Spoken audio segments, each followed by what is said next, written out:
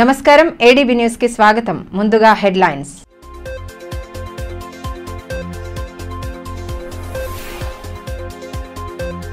ప్రపంచ తల్లిపాల వారోత్సవాలను విజయవంతం చేయాలి. వారోత్సవాల నిర్వహణపై అధికారులకు దిశానిర్దేశం చేసిన జిల్లా కలెక్టర్ రాజర్షి షా 7 రోజుల పాటు అవగాహన కార్యక్రమాలు చేపట్టాలని సూచన.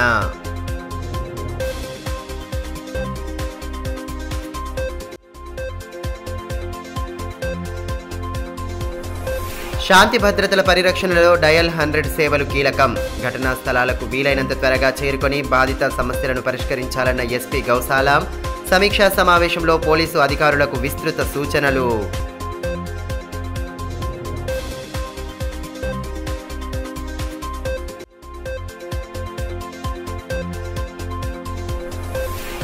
పర్యావరణ పరిరక్షణ ప్రతి ఒక్కరి బాధ్యత. ప్రైవేటు పాఠశాలలో ఏర్పాటు చేసిన అవగాహన సదస్సులో పాల్గొన్న ఎంఈఓ సోమయ్య విద్యార్థి దశ నుండే పర్యావరణ పరిరక్షణపై అవగాహన కలిగి ఉండాలని వెల్లడి.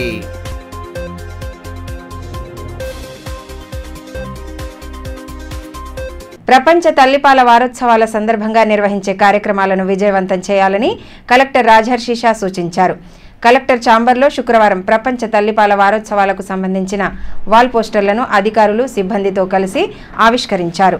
అనంతరం వారితో సమావేశం ఏర్పాటు చేసి దిశానిర్దేశం చేశారు. ఈ మేరకు కలెక్టర్ రాజర్షి షా మాట్లాడుతూ అంతరాలను తొలగించి తల్లి ప్రాముఖ్యతను చాటుదాం అనే థీమ్తో ప్రతి అంగన్వాడీ సెంటర్ల పరిధిలో sub centres, PHC, CHC area, ప్రభుత్వ, ప్రైవేట్ ఆసుపత్రులలో అవగాహన కార్యక్రమాలు నిర్వహించాలని ఆదేశించారు. ఆయా శాఖల సమన్వయంతో జిల్లాలో ప్రసవాలు 100% ఆసుపత్రులలో జరిగేలా చూడాలన్నారు. ముర్రుపాలు పట్టించే విధానం చాలా తక్కువ శాతం ఉందని ప్రజల్లో అవగాహన కల్పించాలని సూచించారు. తల్లిపాల ప్రాముఖ్యతను, ముర్రుపాల ప్రాధాన్యతను గురించి ప్రత్యేక దృష్టి సారించాలని పేర్కొన్నారు. ప్రణాళిక ప్రకారం సామాజిక వేడుకలు, ఆసుపత్రుల సందర్శన, గృహ సందర్శనలు, హెచ్హెచ్జి మీటింగ్స్ నిర్వహించాలన్నారు. 7 నెలల నుండి 2 సంవత్సరాల పిల్లలకు బాలామృతం ప్లస్పై అవగాహన కల్పించాలన్నారు. 7 రోజుల పాటు చేపట్టనున్న కార్యక్రమాన్ని విజయవంతంగా పూర్తి చేయాలని సూచించారు. ఈ సమావేశంలో ట్రైనీ కలెక్టర్ అభిజ్ఞాన్ మాలవీయ, జిల్లా శిశు సంక్షేమాధికారి సబిత, ఏసీడీపీఓ మిల్కా తదితరులు పాల్గొన్నారు. ఆపదలో ఉన్న ప్రజలకు తక్షణమే సహాయ సహకారాలు అందించే సదుద్దేశంతో ప్రారంభించిన డయల్ 100 సేవల నిర్వహణపై జిల్లా ఎస్పీ గౌస్ ఆలం శుక్రవారం సమావేశం ఏర్పాటు చేశారు. స్థానిక పోలీసు ముఖ్య కార్యాలయంలో వీడియో కాన్ఫరెన్స్ ద్వారా పోలీసు అధికారులకు విస్తృత సూచనలు చేశారు. డయల్ 100 ద్వారా చేయవలసిన విధులు, పాటించవలసిన విషయాలపై మార్గదర్శకత్వం చేశారు. ప్రజలలో శాంతి భద్రతలను కాపాడడంలో సమస్యలతో ఉన్న ప్రజలకు అతి త్వరగా పరిష్కారం అందించే దిశగా డయల్ 100 విధులను నిర్వర్తించాలని జిల్లా ఎస్పీ సూచించారు. ముఖ్యంగా డయల్ 100 కాల్ వచ్చినప్పటి నుండి త్వరగా సంఘటనా స్థలాలకు చేరుకునేంత వరకు సిబ్బంది నిరంతరం అప్రమత్తంగా ఉండాలన్నారు. సంఘటనా స్థలానికి చేరుకున్న తర్వాత బాధితులకు న్యాయం చేకూరే విధంగా విచారణ చేపట్టాలని, సమస్య పెద్దదైతే ఉన్నతాధికారులకు సమాచారం అందించి స్టేషన్ సిబ్బందిని వినియోగించుకోవాలన్నారు. జిల్లా పోలీసులు అతి తక్కువ సమయంలో ఘటనా స్థలాలకు చేరుకునేలా రికార్డును కలిగి ఉన్నారని తెలిపారు. రాత్రి సమయాలలో ముఖ్యంగా పట్టణాల ప్రాంతాలలో గస్తీలు నిర్వహిస్తూ ఎటువంటి అసాంఘిక కార్యకలాపాలు జరగకుండా పర్యవేక్షించాలని సూచించారు. కంట్రోల్ రూమ్ సిబ్బంది 24 గంటలు అప్రమత్తంగా ఉంటూ మొబైల్ ద్వారా, ట్యాబ్లెట్ ద్వారా, సెట్ ద్వారా కమ్యూనికేషన్ సమాచారాన్ని సంబంధిత సిబ్బందికి చేరవేసి ప్రజల వద్దకు చేరుకునే విధంగా క్షేత్రస్థాయిలో పర్యవేక్షణ నిర్వహించాలని సూచించారు. కార్యక్రమంలో అదనపు ఎస్పీ ఆపరేషన్ సురేందర్ రావు, డీఎస్పీలు పోతారం శ్రీనివాస్, జీవన్ రెడ్డి, నాగేందర్, పట్టణ సీఐలు, ఎస్ఐలు, సిబ్బంది పాల్గొన్నారు. పట్టణంలోని లిటిల్ ఫ్లవర్ పాఠశాలలో తెలంగాణ నేషనల్ గ్రీన్ క్రాప్ ఆధ్వర్యంలో పర్యావరణ పరిరక్షణపై వర్క్ షాప్ నిర్వహించారు. కార్యక్రమ ముఖ్య అతిథిగా ఎంఈఓ సోమయ్య హాజరై పర్యావరణ సమతుల్యత కోసం ప్రతి ఒక్కరూ బాధ్యతగా వ్యవహరించాలని సూచించారు. పర్యావరణ పరిరక్షణకు ప్రతి ఒక్కరూ బాధ్యతగా మొక్కలు నాటి వాటిని సంరక్షించాలని ఎంఈఓ డి సోమయ్య తెలిపారు. పట్టణంలోని లిటిల్ ఫ్లవర్ పాఠశాలలో శుక్రవారం తెలంగాణ నేషనల్ గ్రీన్ క్రాప్ ఆధ్వర్యంలో పర్యావరణ పరిరక్షణపై వర్క్ షాప్ను ఏర్పాటు చేశారు. కార్యక్రమం ముఖ్య అతిథులు వర్క్ షాప్ను ప్రారంభించిన అనంతరం విద్యార్థులకు పలు సూచనలు చేశారు. కార్యక్రమంలో పాఠశాల HM Devender Pataskar, national green crop planning coordinator Vidyasagar, జిల్లా కోఆర్డినేటర్ కంటె నర్సయ్య తదితరులు పాల్గొన్నారు. ఈ మేరకు ఎంఈఓ సోమయ్య మాట్లాడుతూ విద్యార్థి దశ నుండే పర్యావరణ పరిరక్షణ గురించి అవగాహన కల్పించుకోవాలన్నారు. వాతావరణ సమతుల్యత దెబ్బతినడం ద్వారా అనేక వైపరీత్యాలు సంభవిస్తున్నాయని పేర్కొన్నారు. ప్లాస్టిక్ వినియోగం ద్వారా సైతం తీరని నష్టం జరుగుతోందని పేర్కొన్నారు. ప్రతి ఒక్కరూ బాధ్యతగా మొక్కలు నాటి పర్యావరణ హితం కోసం పాటుపడాలని సూచించారు.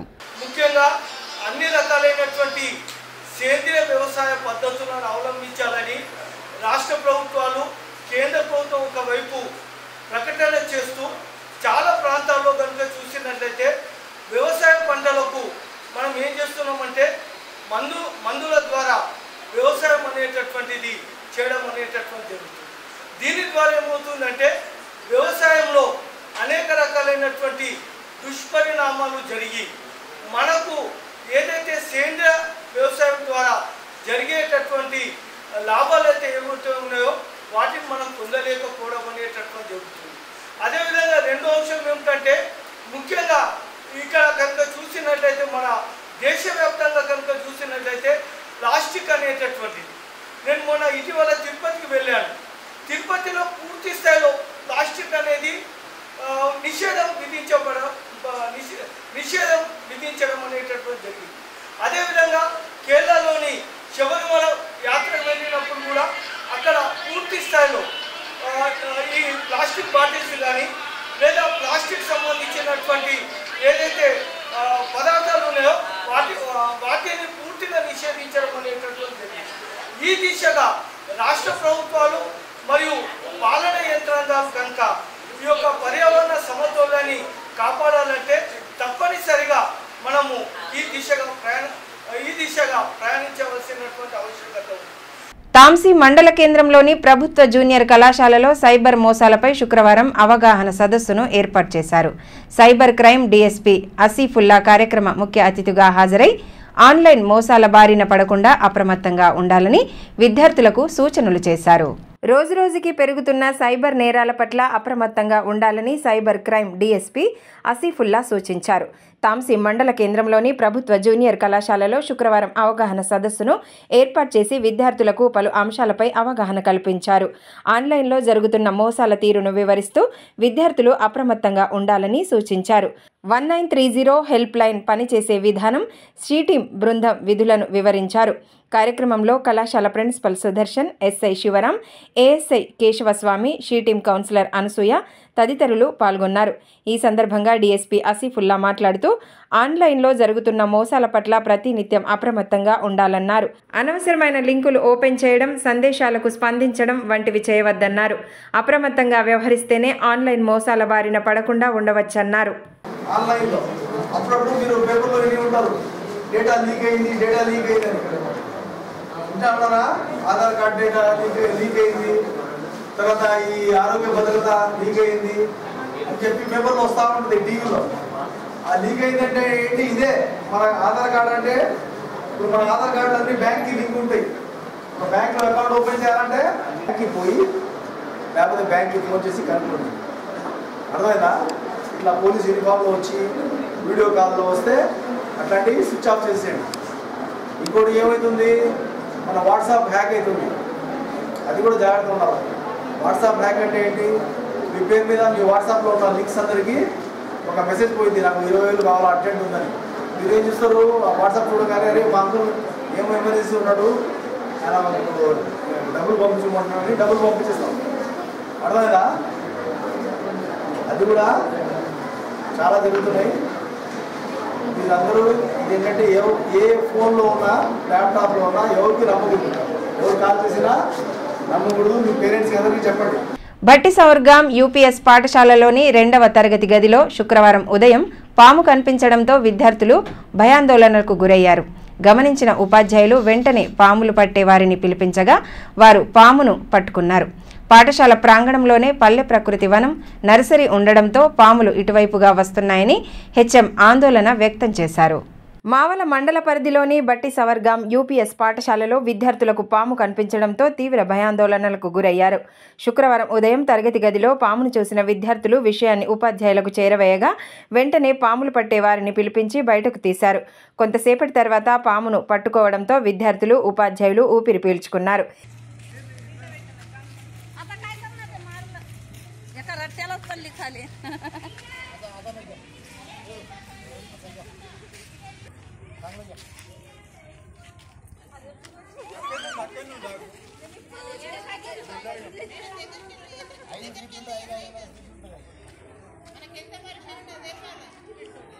ఈ సందర్భంగా హెచ్ఎం రవికుమార్ మాట్లాడుతూ పాఠశాల ప్రాంగణంలోనే పల్లె ప్రకృతి వనం నర్సరీ ఉండడంతో పాములు విష కీటకాలు వస్తున్నాయని అన్నారు. 2వ తరగతి గదిలో పామును చూసిన విద్యార్థులు కేకలు వేస్తూ తమకు విషయం చేరవేశారని పేర్కొన్నారు. ఎటువంటి ప్రమాదం జరగక ముందే ప్రకృతి వనం నర్సరీని ఇతర ప్రాంతాలకి తరలించాలని విజ్ఞప్తి చేశారు. నర్సరీ ఉండటం వల్ల మా 2వ తరగతి క్లాస్ రూమ్లో పామును చూసి పిల్లలు 2వ తరగతి పిల్లలు భయపడి బయటకు వచ్చి బోరున ఏడ్చుకుంటూ బయటకు వచ్చిండ్రు. వాళ్ళు భయపడి బాగా భయపడ్డారు. ఎందుకంటే ఆ పాము అంటే విష జంతువు. ఈ విష జంతువుని చూసి వాళ్ళు భయానికి లోనయ్యి మా స్కూలు ఉపాధ్యాయులకు తెలియజెప్పారు.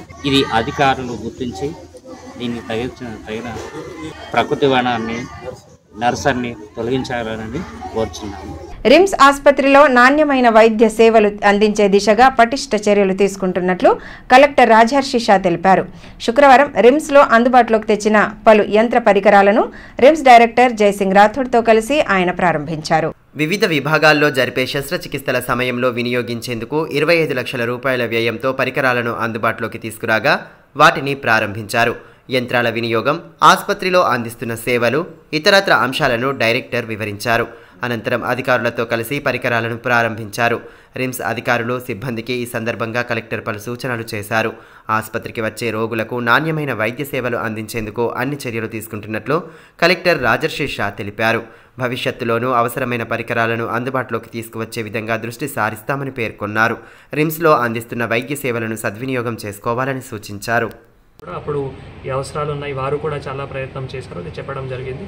తర్వాత మళ్ళీ మధ్యలో మాకు ఇలానే ఎవరైతే ఇన్ఫ్రాస్ట్రక్చర్ వర్క్స్ ఉన్నాయో సో వాళ్ళే ముందుకి వచ్చి ఈ సిఎస్ఆర్లో స్పాన్సర్ చేస్తాము. సో వాళ్ళకి మళ్ళీ ఒప్పించి తర్వాత డైరెక్టర్ గారు మన ఏవైతే స్టాండర్డ్ ఫర్మ్ ఉన్నాయో అంటే మనకి ప్రతి ఒక్క ఐటమ్ ఎక్కడైనా ఇప్పటివరకు ఇక్కడ ఉన్న ఐటమ్స్ ఏవైతే స్టాండర్డ్ ఫర్మ్ నుంచి వస్తున్నాయో వాళ్ళకి ఆర్డర్ ఇచ్చి ఇది గ్రౌండ్ చేయడం జరిగింది. ముఖ్యంగా మాకు ప్రభుత్వం కూడా గౌరవనీయులు మంత్రివర్యులు సీతక్క మేడం గారు కూడా సిఎస్ఆర్లో ఎంతవరకు మనం మ్యాక్సిమంగా ఇలానే హెల్త్ కానీ ఎడ్యుకేషన్ కానీ ప్రతి ఒక్క దాంట్లో సిఎస్ఆర్ నిధులు మనం వాడుకొని ఏవైతే చిన్న చిన్న పనులు ఉన్నాయో పెద్ద పనులు ఉన్నాయో అవి తొందరగా చేయాలి అని చెప్పడం జరిగింది.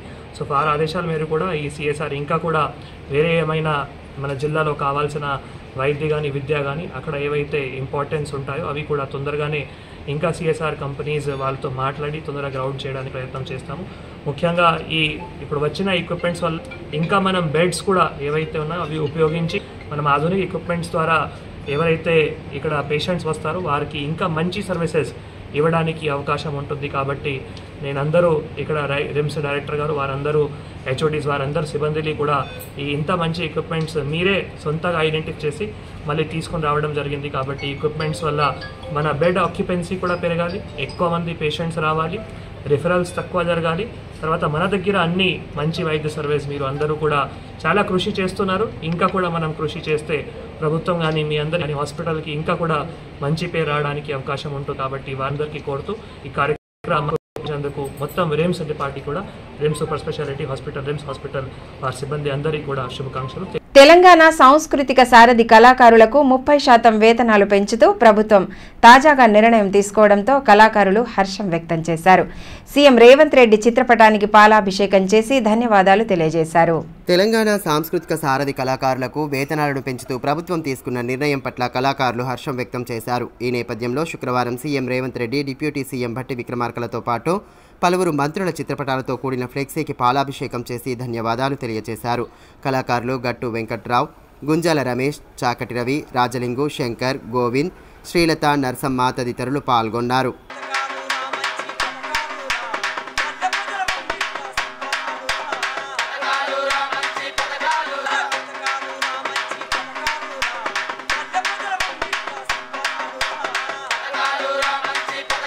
ఈ సందర్భంగా కళాకారుడు వెంకట్రావు మాట్లాడుతూ తమ వేతనాలను 30% పెంచుతూ ప్రభుత్వం నిర్ణయం తీసుకోవడం హర్షణీయమని పేర్కొన్నారు. ప్రభుత్వ పథకాలతో పాటు వివిధ అంశాలపై ప్రజల్లో అవగాహన కల్పించేలా తాము అందిస్తున్న సేవలకు గుర్తింపు లభించడం ఎంతో సంతోషంగా ఉందన్నారు. ప్రభుత్వం వచ్చిన తర్వాత మాకు గతంలో ఉన్న 24,514 జీతాన్ని 30% PRCతో కలిపి 31,800 జీతం చేసినందుకు ఈరోజు మన ప్రభుత్వం ఒక్కటే చెప్తున్నాం, మేము ప్రభుత్వానికి ప్రజలకు మధ్య వారధులం. ప్రభుత్వం ప్రవేశపెట్టిన ప్రతి సంక్షేమ పథకం 6 గ్యారంటీలు ఆదిలాబాద్ జిల్లాలోని ప్రతి గూడెం ప్రతి గడప గడపకు తీసుకుపోవడమే మా బాధ్యత. మరి మా పెంచిన వేతనాలతో పాటు ఇంకా కూడా మాకు మా ఉద్యోగాన్ని పర్మనెంట్ చేసి మాకు అన్ని సౌకర్యాలు కూడా కల్పిస్తారని ఆశిస్తూ మరి మరొకసారి మాకు వేతనం పెంచినటువంటి ముఖ్యమంత్రి గారికి, కాంగ్రెస్ ప్రభుత్వానికి, ప్రజాపాలనకు మరొకసారి ధన్యవాదాలు తెలుపుకుంటున్నాము. క్షేత్రస్థాయిలో తలెత్తుతున్న సమస్యల పరిష్కారంలో పంచాయతీ కార్యదర్శులు కీలకంగా వ్యవహరిస్తున్నారని తలమడుగు ఎంపీడీఓ శేఖర్ అన్నారు. తలమడుగు మండల కేంద్రంలోని రైతు వేదికలో శుక్రవారం ఆత్మీయ సన్మాన కార్యక్రమాన్ని ఏర్పాటు చేశారు. సాధారణ బదిలీల్లో భాగంగా బదిలీపై వచ్చిన అధికారులు పంచాయతీ కార్యదర్శులను శాలువాలతో సత్కరించి జ్ఞాపికలను ప్రదానం చేశారు. ఈ కార్యక్రమంలో ఎంపీఓ దిలీప్ కుమార్, డిప్యూటీ తహసీల్దార్ ప్రభాకర్, సూపరింటెండెంట్ శంకర్, పంచాయతీ కార్యదర్శులు అనిల్ రెడ్డి, వినోద్, రజనీకాంత్ రెడ్డి, అభయ్, పశువైద్యులు దూద్రాం రాథోడ్ తదితరులు పాల్గొన్నారు.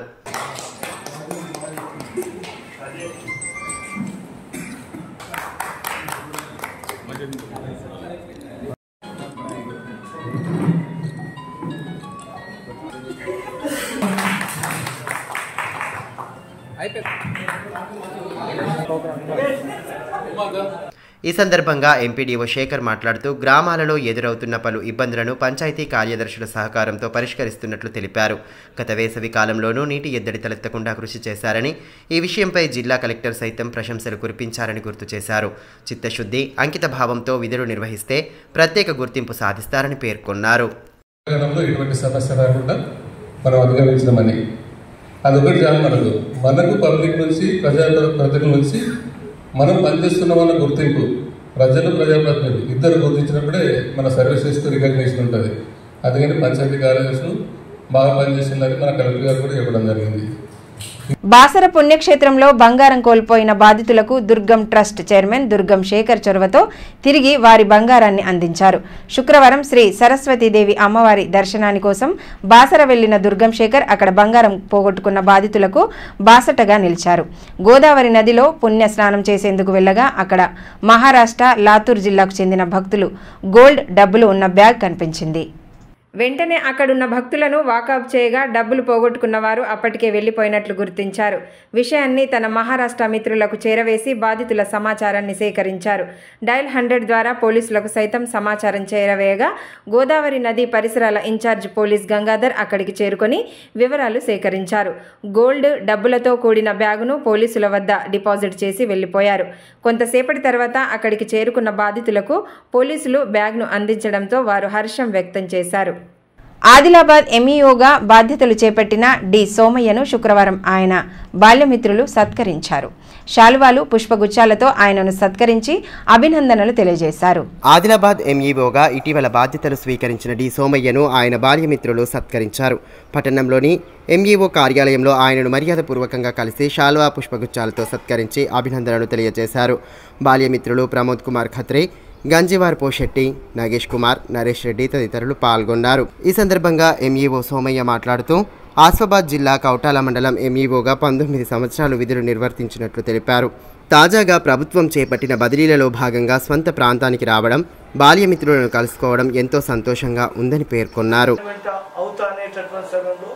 సీఎం రేవంత్ రెడ్డి గారు వెంటనే మాకు దాదాపు మన రాష్ట్ర వ్యాప్తంగా 14 నుంచి 15 మంది రెగ్యులర్ ఎంఈఓలు ఉండే, అందులో నేను కొన్ని మండల విద్యాభివృద్ధికి, ఉపాధ్యాయుల యొక్క సమస్యలను సత్వరంగా పరిష్కరించి మండలంలో విద్యాభివృద్ధికి, సమగ్ర విద్యాభివృద్ధికి నా వంతు సహకారం చేస్తానని ఈ సందర్భంగా తెలియదు. ముదిరాజులను బీసీ-డి నుంచి బీసీ-ఏలోకి మారుస్తూ గతంలో విడుదల చేసిన జీవో నంబర్ 15ను సుప్రీంకోర్టు తీర్పు అనుగుణంగా యథావిధిగా అమలు చేయాలని కోరుతూ త్వరలోనే రాష్ట్ర ముఖ్యమంత్రి రేవంత్ రెడ్డిని కలవనున్నట్లు తెలంగాణ ముదిరాజ్ మహాసభ రాష్ట్ర ఉపాధ్యక్షులు బొజ్జ నారాయణ, తెలంగాణ మన ముదిరాజ్ మహాసభ రాష్ట్ర ప్రధాన కార్యదర్శి సాలేందర్ శివయ్య తెలిపారు.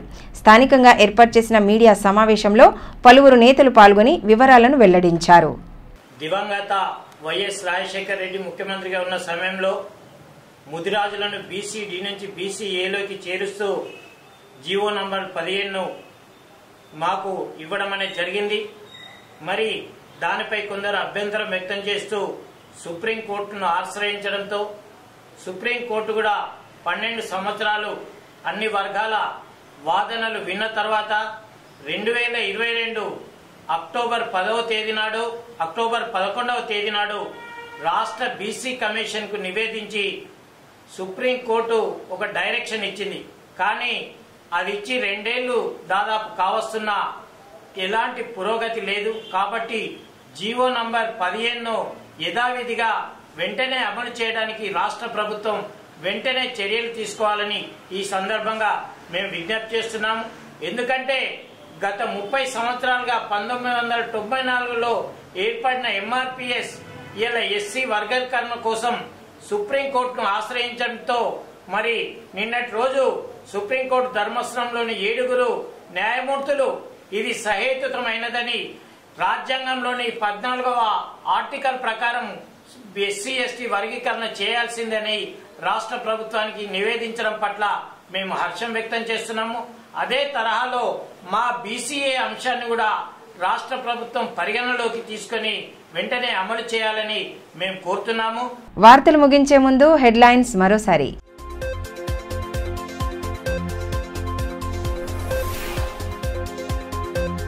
ప్రపంచ తల్లిపాల వారోత్సవాలను విజయవంతం చేయాలి. వారోత్సవాల నిర్వహణపై అధికారులకు దిశానిర్దేశం చేసిన జిల్లా కలెక్టర్ రాజర్షి షా 7 రోజుల పాటు అవగాహన కార్యక్రమాలు చేపట్టాలని సూచన.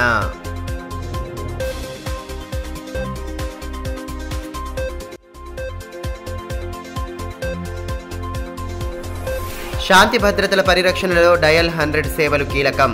ఘటనా స్థలాలకు వీలైనంత త్వరగా చేరుకొని బాధిత సమస్యలను పరిష్కరించాలన్న ఎస్పీ గౌసాలాం. సమీక్షా సమావేశంలో పోలీసు అధికారులకు విస్తృత సూచనలు.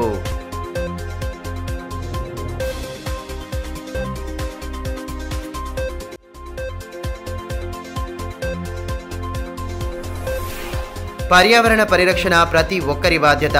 ప్రైవేటు పాఠశాలలో ఏర్పాటు చేసిన అవగాహన సదస్సులో పాల్గొన్న ఎంఈఓ సోమయ్య విద్యార్థి దశ నుండే పర్యావరణ పరిరక్షణపై అవగాహన కలిగి ఉండాలని వెల్లడి.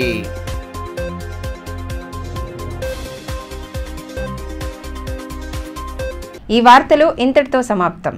తిరిగి ప్రసారమయ్యే మరో బులెటిన్లో మళ్ళీ కలుసుకుందాం. అంతవరకు సెలవు. నమస్కారం.